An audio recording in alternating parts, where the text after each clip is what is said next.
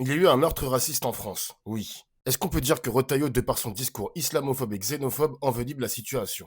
Oui, on peut dire avec précaution et argumentation rigoureuse que le discours de Retailleau et d'autres figures politiques et médiatiques contribue à créer un climat anxiogène et polarisé propice à l'explosion de violences racistes. Je vais vous tenter d'expliquer pourquoi. Bon, ne soyons pas débiles, Retailleau a tué personne. Bon, au moins ça c'est clair.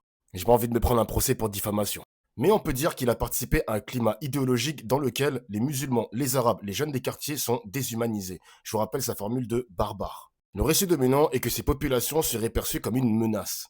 Ce climat relayé en boucle sur CNews par exemple peut inciter les esprits faibles, instables ou extrémistes à passer à l'acte. Quand un discours prépare les esprits, il porte une responsabilité morale. Retailleau, comme d'autres responsables politiques de droite ou même d'extrême droite, utilise un vocabulaire guerrier, qui transforme évidemment les citoyens en cibles. Ces mots utilisés dans un contexte d'angoisse sociale peuvent faire sauter les barrières morales. Le meurtre raciste n'est pas un cas isolé. Depuis des mois, on observe des agressions racistes dans la rue, comme par exemple des voiles arrachés, des attaques contre des mosquées et maintenant des morts comme celui de Hichem, paix à son âme. Et le mobile retenu est clairement raciste. En conclusion, le meurtre d'Hichem n'est pas un fait divers, c'est le fruit un climat construit par des discours politiques médiatiques qui désignent en permanence des ennemis de l'intérieur. Retailleau, Zemmour, Pascal Pro, CNews, peu importe, ont peut-être les mains propres, certes, mais ils ont des idées sales.